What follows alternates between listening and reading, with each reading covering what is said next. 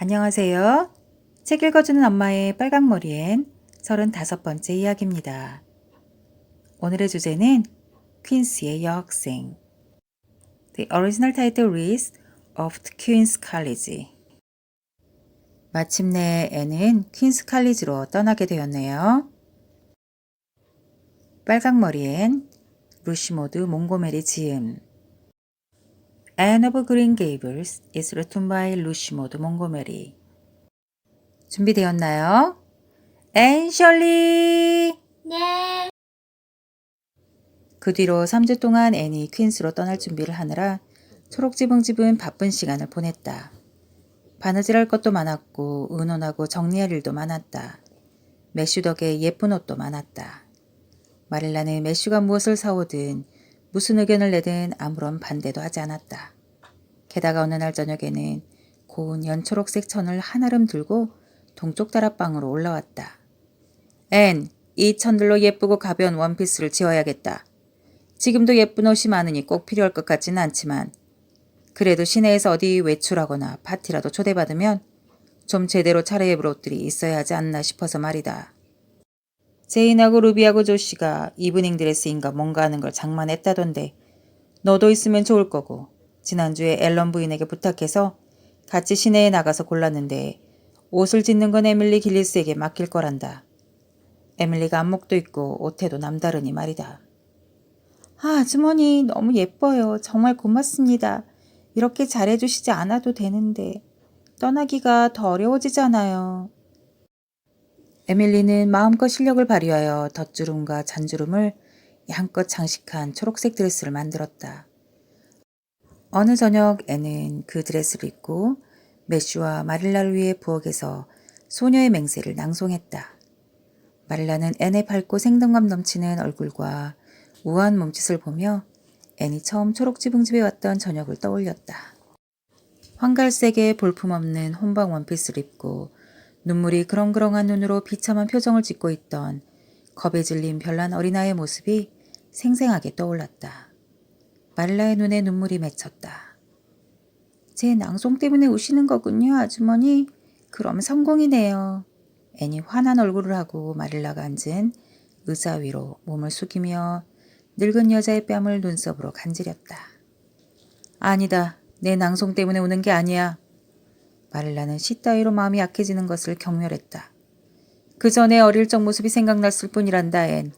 그렇게 엉뚱한 짓들을 벌여도 좋으니 어린아이로 남아있으면 좋겠구나. 이제 이렇게 자라서 여길 떠나다니. 키도 크고 세련됐고 그 드레스를 입으니 아주 달라 보이는구나. 에이번 이 사람 같지가 않아. 그런 생각을 하니 괜히 허전한 기분이 든 게지. 애는 무명 옷을 입은 마릴라의 무릎에 앉아 주름진 얼굴을 두 손으로 감싸며 다정하고도 진지한 표정으로 눈을 들여다봤다.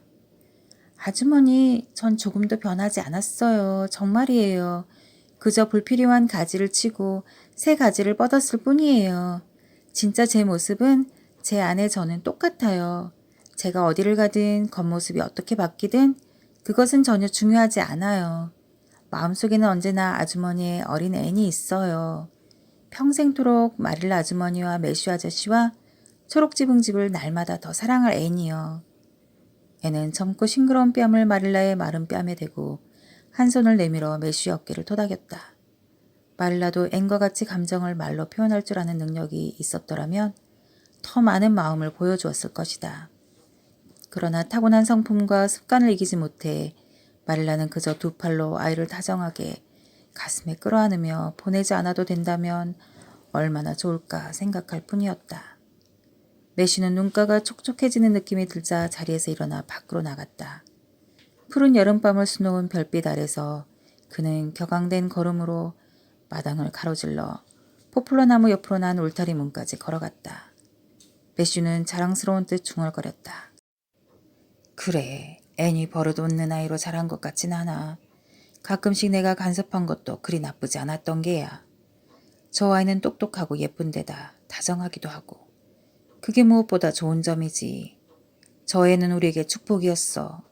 스펜서 부인이 저지른 실수보다 더 운 좋은 실수는 없을 거야. 그걸 운이라고 한다면 말이지. 하지만 그건 운이라고 할 수 없어. 하늘의 뜻이었지. 전능하신 하나님께서 우리에게 그 애가 필요하다는 걸 아신 거야. 마침내 앤이 도시로 떠나는 날이 왔다.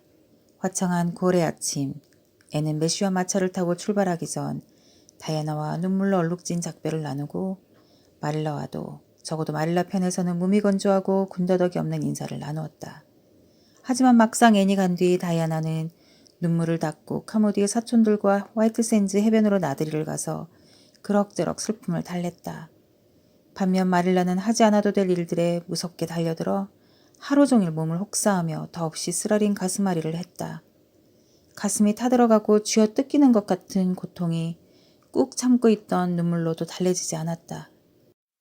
그러다 밤이 되어 잠자리에 들 즈음 복도 끝 작은 다락방에 생기발랄한 어린 주인도 부드러운 숨결도 더는 없다는 사실이 절절하게 와닿자 베개에 얼굴을 묻고 격한 울음을 터뜨렸다.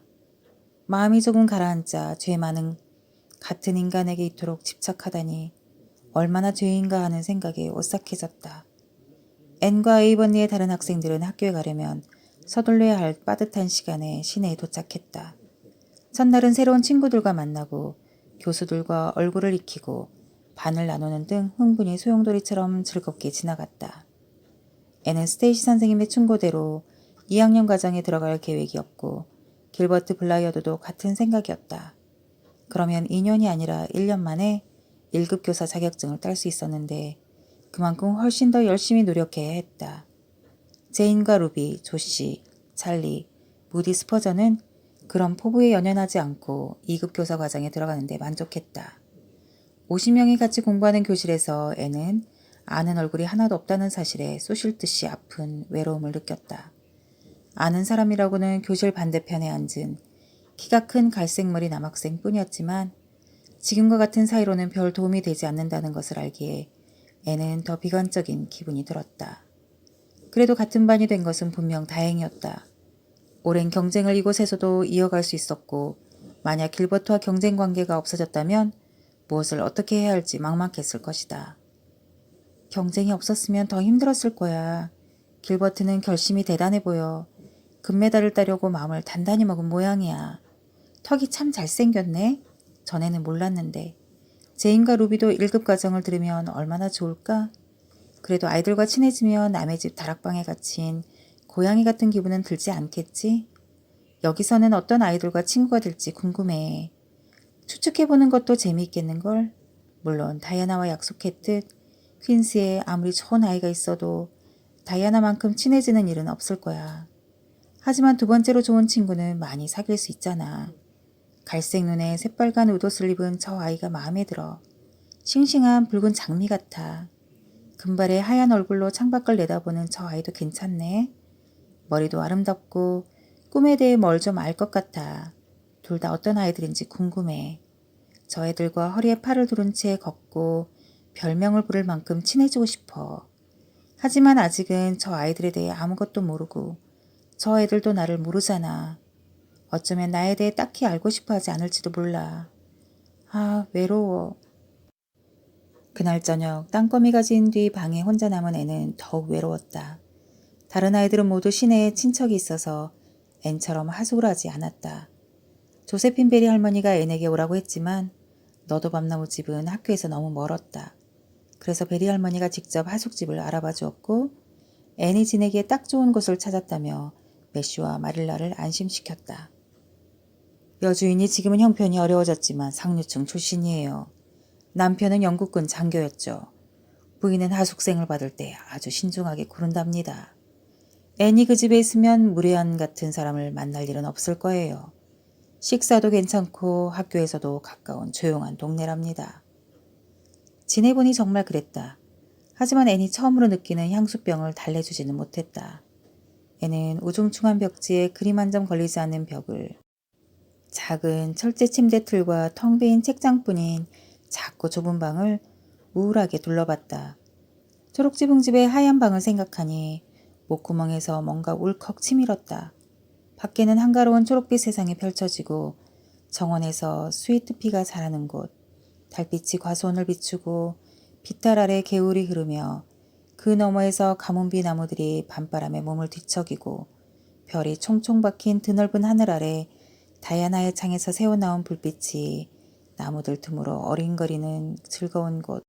여기에는 그런 것들이 아무것도 없었다. 창밖 거리는 삭막했고 복잡하게 얽힌 전화선이 하늘을 가렸다. 생경한 걸음소리가 터벅터벅 지나갔고 수많은 불빛이 낯선 사람들의 얼굴을 비추었다. 애는 울음이 터질 것 같아 꾹 참았다. 울지 않을 거야. 우는 건 어리석고 나약한 짓이야. 세 번째 눈물방울이 코 옆으로 흐르네. 자꾸 눈물이 나. 눈물이 나지 않게 재밌는 생각을 해야지. 하지만 재밌는 일은 모두 에이버니와 연관되어서 눈물만 더 나잖아. 넷, 다섯, 돌아오는 금요일에 집에 갈 건데도 100년은 기다려야 할 것 같아. 아, 지금쯤 매슈 아저씨는 집에 거의 다 가셨겠지? 마릴라 아주머니는 문 앞에 서서 길가를 내다보며 아저씨를 기다리실 테고. 여섯, 일곱, 여덟, 눈물방울 세워도 소용이 없어. 금방 홍수처럼 쏟아지고 말 거야. 기운을 차릴 수가 없어. 그러고 싶지도 않고 그냥 슬퍼하는 게 낫겠어. 그 순간 조시파이가 나타나지 않았다면 정말로 눈물을 펑펑 홍수처럼 쏟았을 것이다. 친숙한 얼굴을 보자 애는 너무 기쁜 나머지 조씨와 사이가 그다지 좋지 않았다는 사실도 잊어버렸다. 에이번니와 관계만 있다면 파이마저도 반가웠다. 애니 진심으로 말했다. 와줘서 고마워. 조씨가 불쌍하다는 투로 약 올리듯 말했다. 너 울고 있었구나? 향수병인가 보네. 그런 부분에 감정 조절이 잘 안 되는 사람들이 있지. 난 향수병 같은 건 절대 걸리지 않을 거야. 오히려 에이버니처럼 좁고 고리타분한 마을에 있다가 도시에 나오니까 너무 즐거워. 거기서 어떻게 그렇게 오랫동안 생활했나 모르겠어. 울지마 앤. 너랑 안 어울려. 코랑 눈까지 빨개져서 전부 다 빨갛게 보이잖아. 난 오늘 학교에서 얼마나 재밌었는지 몰라. 우리 프랑스어 교수님은 완전히 괴짜야. 코수염이 얼마나 웃기다고. 뭐 먹을 거 없니 앤? 나 배고파 죽겠어. 그래, 마릴라 아주머니라면 케이크를 잔뜩 만들어 보내셨을 거야. 내가 그래서 왔지. 안 그랬으면 프랭크 스토클리랑 밴드 연주를 들으러 공원에 갔을 텐데. 프랭크는 나랑 같은 집에서 하숙하는데 괜찮은 애야. 그 애가 오늘 수업 때 널 보더니 저 빨간머리 여자애가 누구냐고 묻더라. 그래서 커스버트 씨네 집에서 입양한 고아인데 그전에는 어떻게 살았는지 아무도 모른다고 내가 말했어. 애는 조시파이랑 같이 있느니 혼자서 눈물을 흘리는 편이 더 낫지 않을까 하고 생각했다. 그때 제인과 루비가 자주색과 주황색 퀸스 학교 리본을 코트에 자랑스레 달고 찾아왔다. 조씨는 아직도 제인과 말을 하지 않은 상태라 그제야 조용히 입을 다물었다. 제인이 한숨을 쉬며 말했다. 있잖아. 아침부터 지금까지 몇 달은 지난 것 같아. 사실 집에서 베르길리우스를 공부해야 하는데 그 무서운 노 교수님이 내일까지 20줄을 연습해오라고 했거든. 하지만 오늘 밤은 얌전히 앉아 공부를 할 수 없었어. 눈물 자국 같은데 울고 있었다면 그렇다고 말해줘. 그러면 내 자존심도 조금은 살아날 것 같아. 나도 루비가 오기 전까지 계속 울고 있었거든. 나 말고도 운 친구가 있으면 내가 운 것도 별로 창피하지 않잖아. 웬 케이크야? 나 조금 먹어도 돼? 고마워. 이게 바로 에이번니의 맛이지. 루비는 탁자에 놓인 학교 달력을 보고 앤에게 금메달을 목표로 하느냐고 물었다. 앤은 얼굴을 붉히며 그럴 생각이라고 대답했다. 조씨가 입을 열었다. 아, 그러고 보니 생각났다. 퀸스 학교도 드디어 에이번니 장학금을 받게 됐대. 오늘 좋은 소식이 왔대. 프랭크 스토클리가 그랬어. 걔네 삼촌이 학교 이사거든. 내일 학교에서 발표할 거야. 에이번이 장학금이라니. 앤의 심장이 고동쳤다. 마법이라도 걸린 듯 꿈의 지평이 더 멀리, 더 넓게 펼쳐졌다.